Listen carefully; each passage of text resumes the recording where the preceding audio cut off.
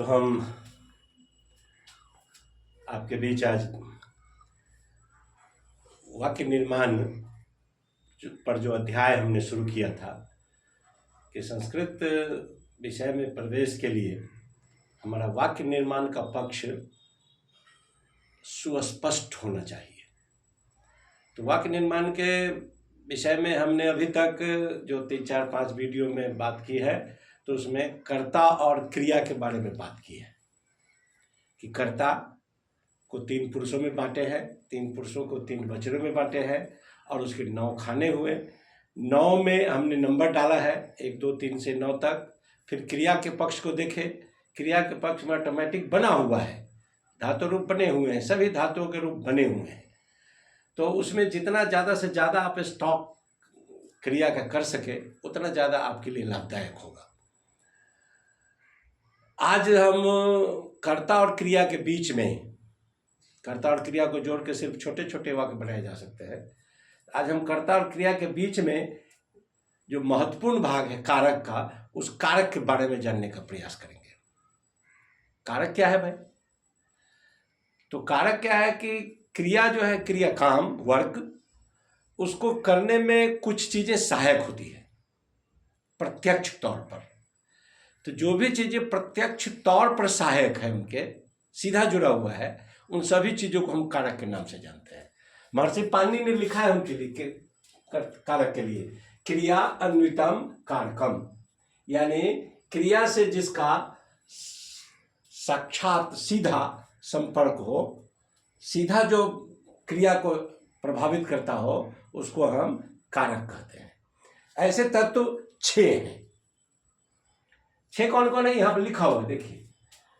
कर्ता है, कर्म है, करण है, संप्रदान है, अपादान है, संबंध है, अधिकरण है और संबोधन है। इसमें 8 है, लेकिन कारक को 6 ही माना गया है। 6 इसलिए माना गया है कि क्रिया से 6 चीजों का ही संबंध सीधा सीधा दिखता है। इसका संबंध सीधा नहीं दिखता है और इसका भी संबंध क्रिया से सीधा नहीं दिखता है। इसलिए इस दोनों को संस्कृत में कारक नहीं माना गया है।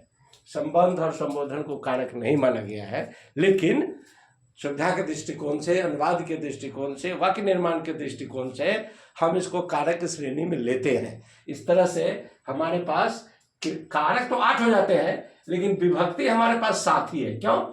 कि संबोधन में भी हम प्रथमा विभक्ति ही लेते हैं। अब ये विभक्ति क्या है भाई? सबसे महत्वपूर्ण चीज है विभक्ति। तो विभक्ति मतलब कारक के जो स्थान है वो तय है। सभी कारकों के जो स्थान है वो तय है। कर्ता का पहला स्थान है, इसलिए उसको प्रथमा कहते हैं। कर्म का दूसरा स्थान है, इसलिए हम उसको द्वितीया कहते हैं। करण का तीसरा स्थान है, इसलिए तृतीया कहते हैं। संप्रदान का चौथा स्थान, इसलिए चतुर्थी कहते हैं। अपादान का पंचमी कहते हैं। संबंध को षष्ठी स्थान पर रखते हैं।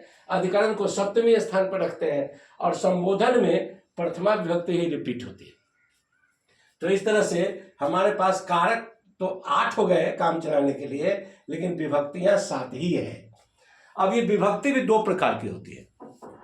अभी जो आपने देखा है यह सिर्फ कारक विभक्ति है, और इसके उपरांत यहां पर आप देख रहे हैं उपपद विभक्ति है।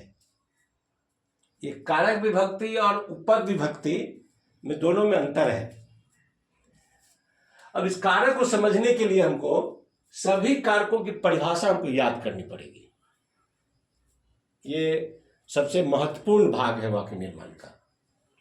इसमें आप यदि मेहनत करेंगे तो जल्द से जल्द आपको इसका लाभ दिखने लगेगा। तो कर्ता किसको कहते हैं? तो पहले से हम जानते हैं कर्ता मतलब जो करने वाला है। क्रिया को जो करता है उसको हम कर्ता कहते हैं। क्रिया करने वाले को हम कर्ता कहते हैं। कोई भी हो सकता है, हम भी हो सकते हैं। हम बोल रहे हैं तो मैं करता हूं, आप सुन रहे हैं तो आप करता है, जिसके बारे में हम बातचीत कर रहे हैं कारक के बारे में तो कारक करता है। तो यहां पर कर्ता मतलब जो काम करे, कर्म। सामान्यतः हम कर्म के बारे में पढ़ते हैं कि कर्म का मतलब होता है क्रिया का जिस पर प्रभाव पड़े। अभी इतना ही जानेंगे, इतना जान लेंगे। इसके बाद उपपद विभक्ति में आएंगे तो इसके विशेष अर्थ को जानेंगे। करण, करण का अर्थ होता है क्रिया को करने में जो अत्यंत सहायक हो। पाणिनि ने सूत्र दिया है क्रिया साधक तमम कर्णम, यानी क्रिया करने में जो अत्यंत सहायक हो, जिसके बिना काम संभव नहीं है, उसको करण माना गया है। और उसमें तृतीया व्यक्ति दिया संप्रदान। संप्रदान मतलब जिसके लिए काम किया जाए या जिसको कुछ दिया जाए।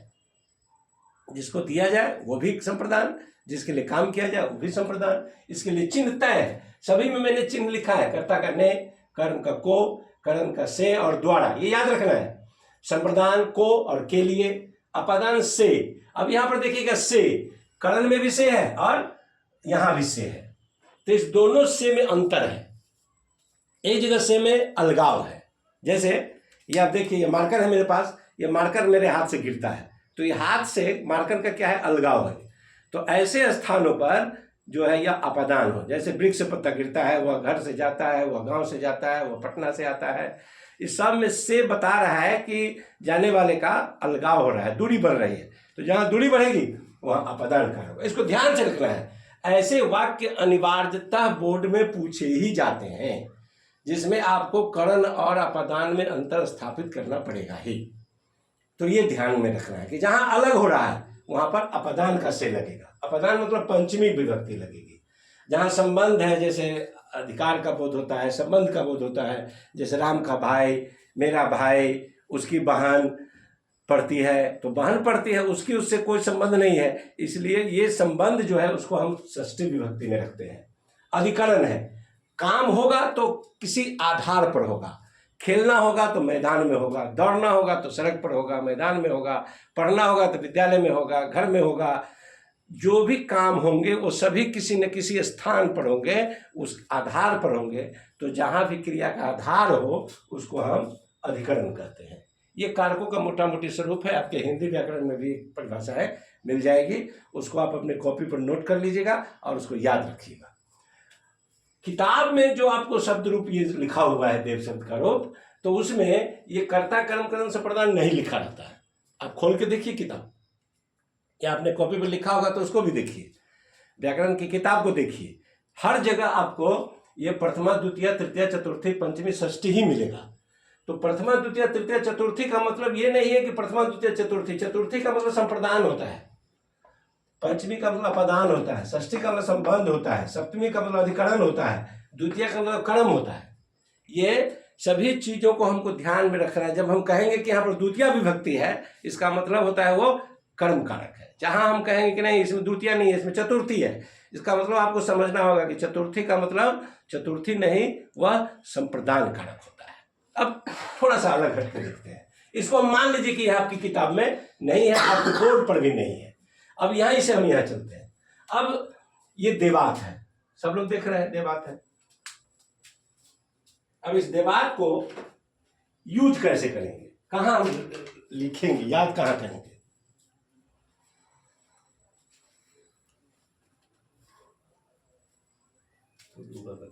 या नीचे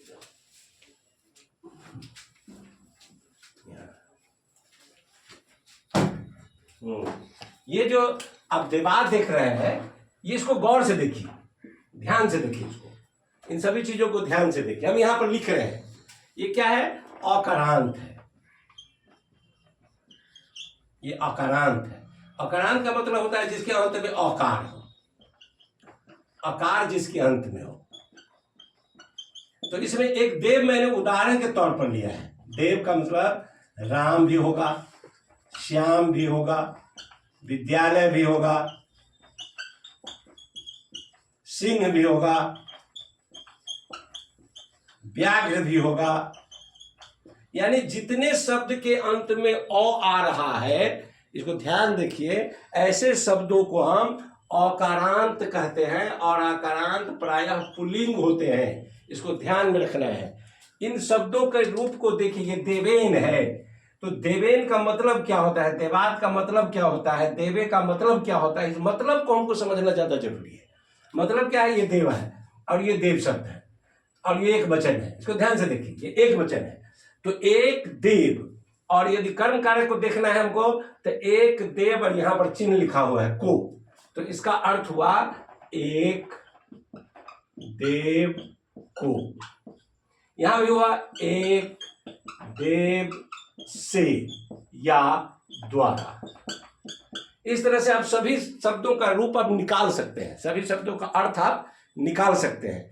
आज के वीडियो में मैं सिर्फ इतना ही होमवर्क आपको देके छोड़ रहा हूं, फिर हम दूसरे काम में लगेंगे कि इसके शब्दों के रूप का अर्थ यदि आपको मालूम है, जैसे देवियों का क्या होगा, देवी का क्या होगा, देवस्य का क्या होगा, तब तो ठीक है। नहीं ठीक है तो इसको इस अर्थ में कारक के चिन्ह को जोड़ के इसका अर्थ हम निकाल सकते हैं। अगर इतना हमको निकालने आ गया और दिमाग में मेरे आ गया तो जब हम किताब में आएंगे तो आपको सहूलियत होगी। अब इसका उपयोग क्या है जरा देखिए। इसका उपयोग मैं लिखता हूं कि वह जाता है, वह जाता है, इतना हम पढ़ चुके हैं, सह गच्छति। अब यहां पर जगह खाली है, इसमें आता है कि वह विद्यालय से जाता है, वह विद्यालय से जाता है। अब ये से है तो विद्यालय से जो ही से होगा इसका मतलब विद्यालय से जाएगा तो विद्यालय से उसका अलगाव होगा, तो अलगाव जो हुआ इसका मतलब हुआ कि अब विद्यालय अकारांत है, विद्यालय यहाँ अकारांत है, इसके अंत में अ आया है, तो इसका भी शब्द रूप देव के आधार पर होगा। अगर पंचमी है, अपादान कारक हमने तय कर लिया तो यहाँ पर विद्यालय का रूप होगा विद्यालयात, तो यहाँ पर रूप हम लिखेंगे विद्यालयात। ये अनुवाद बनाने में इसका बहुत ही आवश्यक प्रयोग हो सकता है। एक देव शब्द को आप अर्थ सहित अपने कॉपी पर लिखिएगा और इसके आधार पर यदि आप अभ्यास करेंगे तो देव के आधार पर आप सिंह का बनाएंगे, गज का बनाएंगे, विद्यालय का बनाएंगे, व्याघ्र का बनाएंगे। जितने शब्दों का रूप आप अभ्यास करेंगे, मैंने पहले भी कहा था कि आपको आधा घंटा पौन घंटा समय हर दिन देना होगा, इतना आप देंगे तो इस शब्द के आधार पर यदि आप दूसरे शब्दों का रूप आप बना लेते हैं अकारांत का, तो आपका 50% समस्या समाप्त हो जाएगा। इसके बाद सिर्फ हम एक लता की बात ही करेंगे।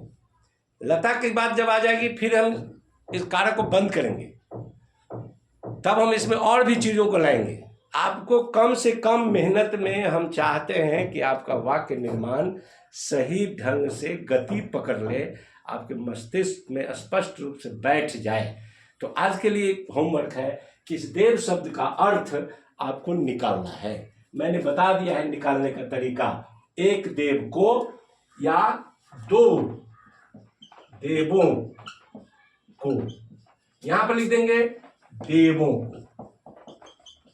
इसी प्रकार सभी में चिन्ह सिर्फ बदलते रहना है, सब में सिर्फ चिन्ह बदलेगा, सभी चीजों में चिन्ह बदलेगा। इसके आधार पर आप इसमें से कोई भी शब्द रूप बना सकते हैं। सिंह का बना लीजिए, व्याघ्र का बना लीजिए, श्याम का बना लीजिए, राम का बना लीजिए, तो आपका आत्मविश्वास लेवल बहुत ही ऊंचा हो जाएगा। क्योंकि विषय लंबा हो रहा है, आपको उबन हो रही है, इसलिए मैं इसको इसी जगह बंद करूंगा। फिर दूसरे वीडियो में हम आपको दूसरे शब्द के रूप के साथ आएंगे और इसका जब आप स्पष्ट समझ जाइएगा तब हम उपपद विभक्ति पर काम करेंगे। वाक्य निर्माण में बहुत ही महत्वपूर्ण भाग है इसका। धन्यवाद।